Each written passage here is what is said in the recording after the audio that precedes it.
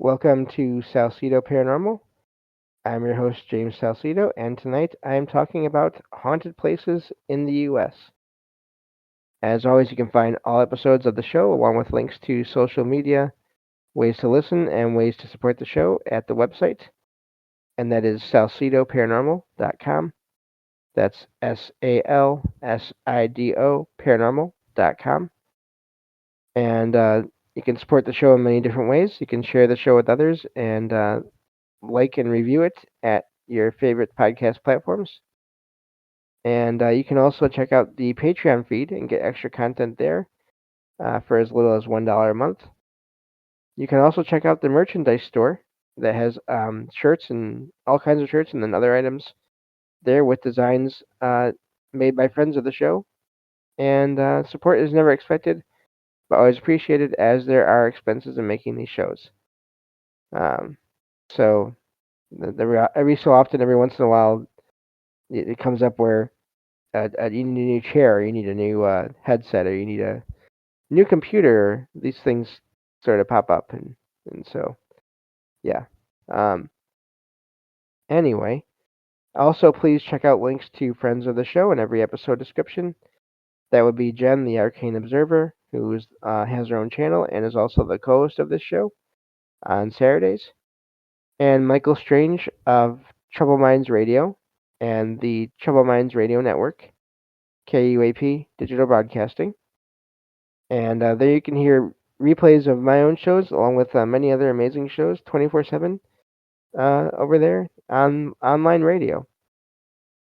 I think that takes care of just about everything. So, as always with these haunted places shows, a couple things I want to point out before we start. Please make sure if you are thinking about visiting any of these places I talk about in these shows, um, look into them and make sure they're still open for visitors. Um, and of course, I'd never recommend trespassing for any reason. There's a lot of reasons against doing that. Legal, safety, just privacy, respect, all those things.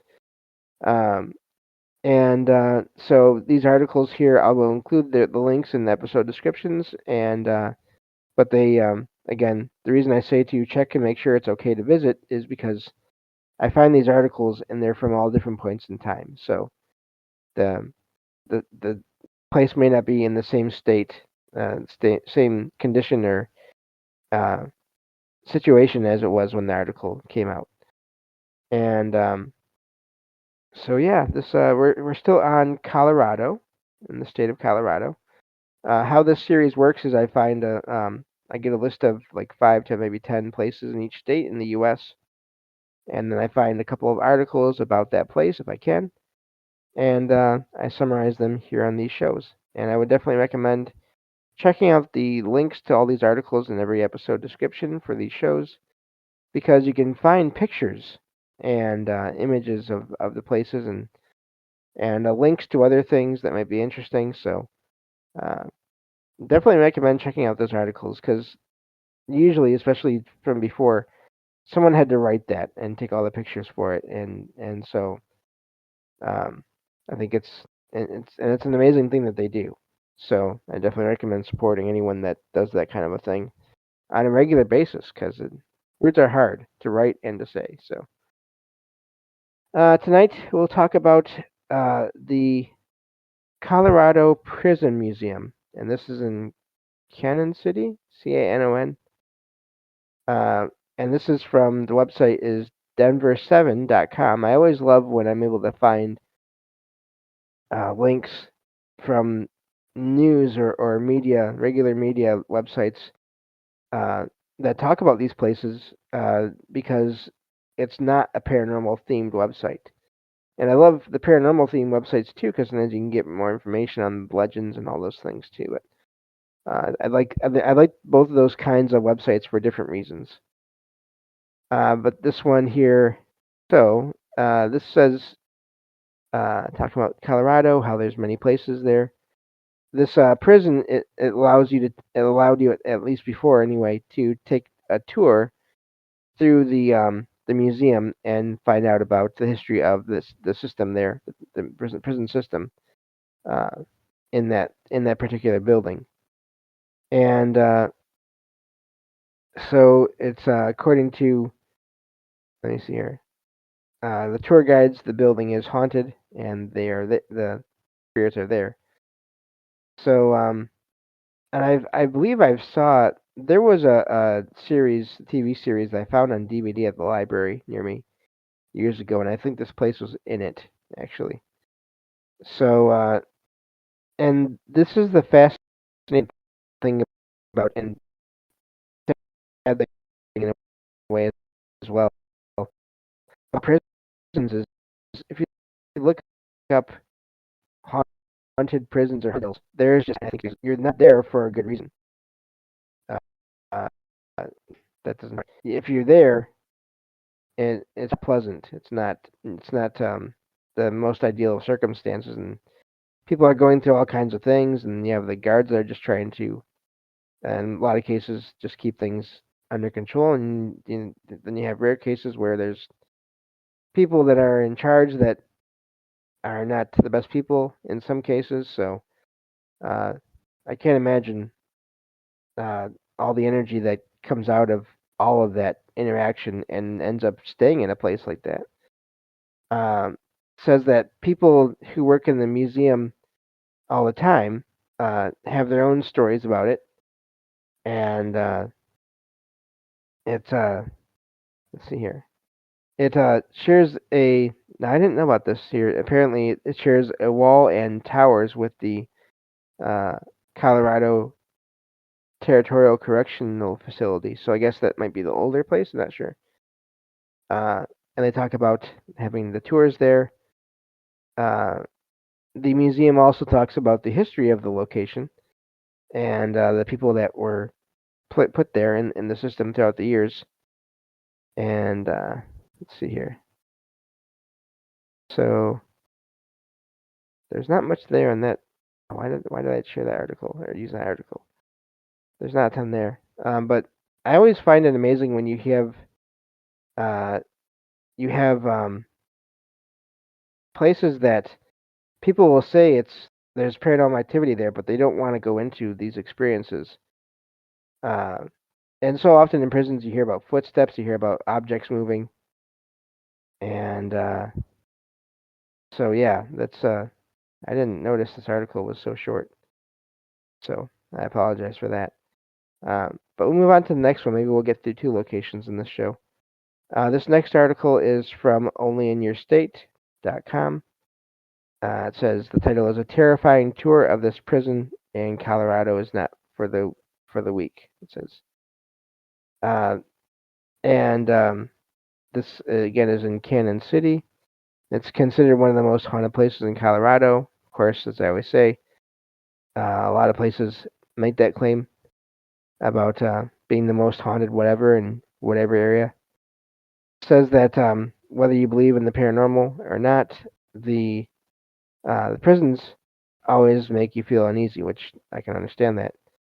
There's a lot of energy built up in the prisons, and as I just mentioned before we started here, and it often says the article says it often lays the groundwork for ghost stories and or paranormal encounters, and and then it starts talking about this prison here in Cannon City, and it was a prison, now it's a museum. It's located in Cannon City. It's the Museum of Colorado Prisons, or the Colorado Prison Museum. It's so it's the museum itself is in a former women's prison building, which was originally constructed in 1935, and so it's also there's a again this other facility next to it. Now, so this article says here that the other place I mentioned, the Colorado Territorial Corrections Facility or Correctional Facility, which is next to the museum, is still being used by people. I wonder if that has an effect on places too, where you have a place that is no longer being used for that purpose, a prison, and then you have a place next to it which is similar uh, in what it does, and the energy can just be flowing around all around there, the motions and all that. And but anyway, the article says after sitting vacant for many years, residents of the county pushed to make the former prison a museum, and that's it was a new concept at the time when they pushed for this.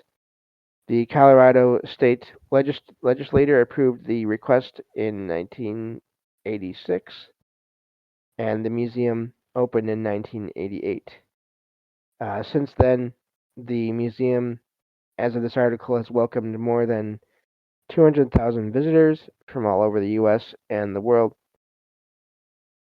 The museum is home to over 140 years worth of state penitentiary history and includes items and exhibits such as an inmate art wall, a former gas chamber for executions, and even a section about uh, some of Colorado's most notorious inmates. Uh, there are pictures in the museum of various prisoners, each with a name and the crime displayed on a bulletin board. I think I saw that in that series on the. I forget now what the name of that series was. I think it was just Ghost Stories. Uh, Says that during the tour you'll learn about the history of the prison system and of course some of the paranormal experiences that other people have had there. And going on here, it says that now that you know the history of the place, you can maybe be wondering what makes it so haunted. It says according to a lot of reports, the whole area is plagued with the lingering spirits of those who lived and stayed in the prison.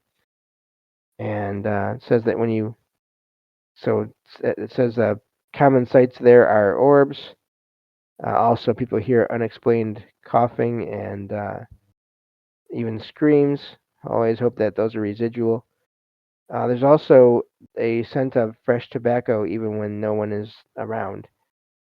Uh, and the museum does offer paranormal investigation tours, which I find this fascinating.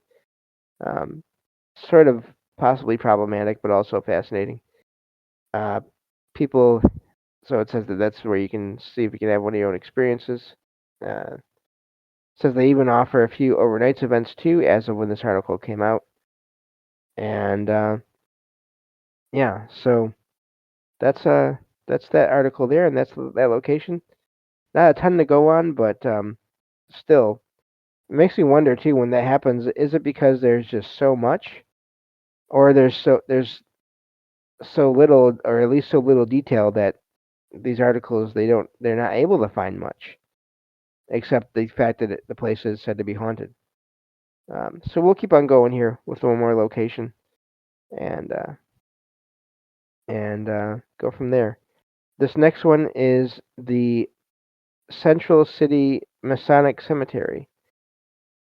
And this first website is from, or first article is from the website hauntedrooms.com. And so this now this is talking about this cemetery being one of the most haunted ones in America. Cemeteries and graveyards to me are fascinating in that respect, as far as them said to be being said to be haunted or not haunted or having energy, but being neutral or positive or negative.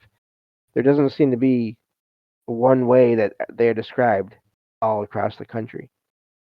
It's said that every April 5th and November 1st, a beautiful woman wearing a black satin dress appears and lays flowers on the grave of John Edward Cameron, who died on November 1st, 1885. And there's many rumors regarding the connections between him and uh, the woman. So possibly a ghost going to visit the grave of someone else that has passed. Once there was, it says that 12 people gathered on Cameron's grave, waiting for the woman's spirit to appear.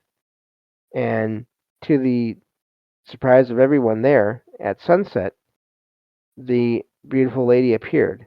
And when one of the men tried to this, I don't like this. But apparently, when one of the men tried to touch her to see if she was real or not, uh, she basically flew off, ran off. I'm not sure, and suddenly vanished. People don't do that. Just putting it out there. If you see something like that, don't don't try to interact with it that closely for all kinds of reasons. First of all, that's not nice. You don't. Most people don't go up to random people that they encounter and just try to latch onto them. And second of all, you don't know what's going to happen. Um, they're lucky in a way that's all that happened. So based on some experiences I've heard before. So uh, says that people say the lady planted the rose bush that was there that would bloom every spring next to Cameron's grave, and she stopped coming in June of 1888. But 2 years later, one of the people that was there in charge of managing the place saw her there again, and she placed a bouquet of columbines. I didn't know that was the name of a flower on the grave and disappeared, heading toward Bald Mountain. So on November 1st, that was the date when the young bachelor died of paralysis of the heart. Let's see here. It says that many young ladies in town had their eyes set on this bachelor. So I'm guessing it's that same. Yeah, so it's that same man, Cameron. It's rumored that he had his eyes set on a lady who lived near Bald Mountain, and this is the lady that appears to still visit him to this day. And it says here there's a section on the history of the area. It's located. So Central City is, and the cemetery is located west of Denver, and it's at an elevation of 8,496 feet. And Central City was discovered by John Gregory. Within 2 weeks, it says hundreds of people arrived, which began the gold rush in that area. And within 2 months, the population grew uh, to uh, to more than 10,000 people, all seeking better future. It says in the article here.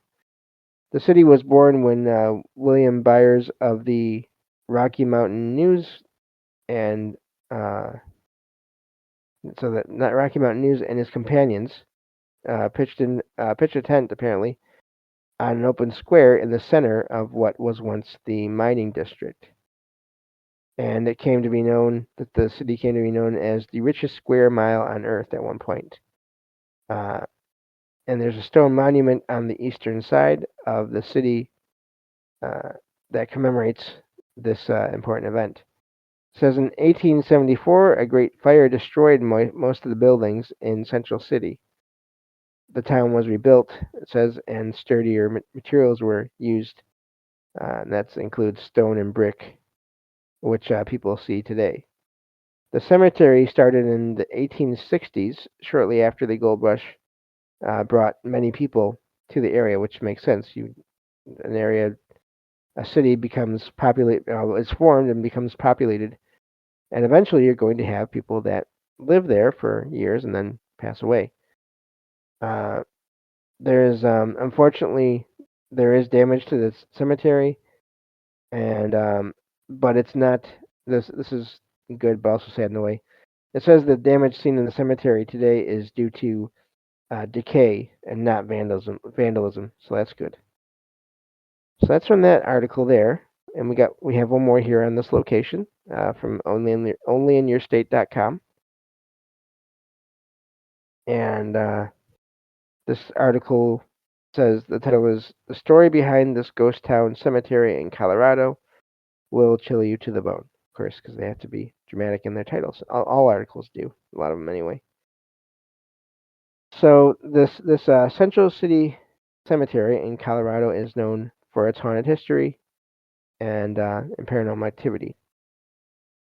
Uh, this article starts off by saying that cemeteries are a quiet place for grief and solace, but sometimes these places can and these events can take eerie turns.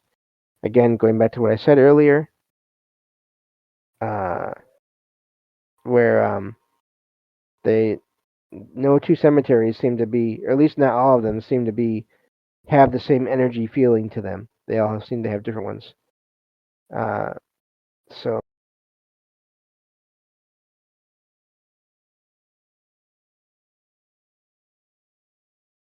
not near the city. Uh, I think that's always fascinating. And it was used. The cemetery itself was used from 1884 till 1913, and it has some of the area's earliest residents. Many of them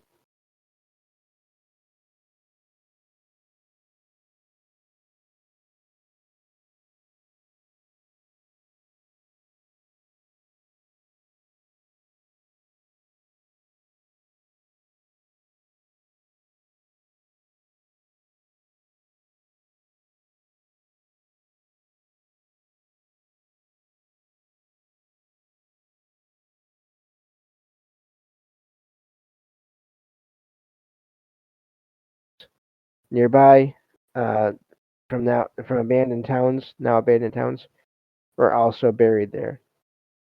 Uh, so it says that while the mountains and meadows make the central city cemetery seem peaceful, there have been many reports of anomalous things at the happening at the place, and that includes shadow figures seen, and there's this one shadow figure seen. Now, I didn't, the first article didn't mention that this lady in black was a shadow figure, but it could be.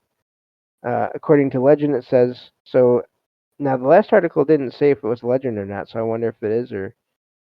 Um, so yeah, but it has the same date, so there may be, which is always fascinating. Here again, we have this this article that, according to what they found and what they're able to figure out, this there's a legend that explains why this apparition of a woman in black shows up every was it April 5th and November 1st at this grave to put flowers on the grave of her uh, the man that she loved, John Edward Cameron. I wonder now. Here's something they don't say, and I'm really curious about: do the flowers disappear as well, or are they real flowers? Uh, I really wish that there was. This is something if I'd be curious about if anyone ever picked up the flowers after they were put down. Says that aside from this lady in black, visitors have also reported strange sounds and seen everything from fast moving shadows to flying orbs, which is fascinating. And not only is the cemetery haunted, it says, but the entire town of Central City, as many businesses in the area have been plagued by these colorful and restless spirits. And I wonder if that's also due in part to the fire that happened there. So anyway, that is all the time we have for this episode. Thank you all for listening, and I will talk to you all next time on Salsido Paranormal. Take care.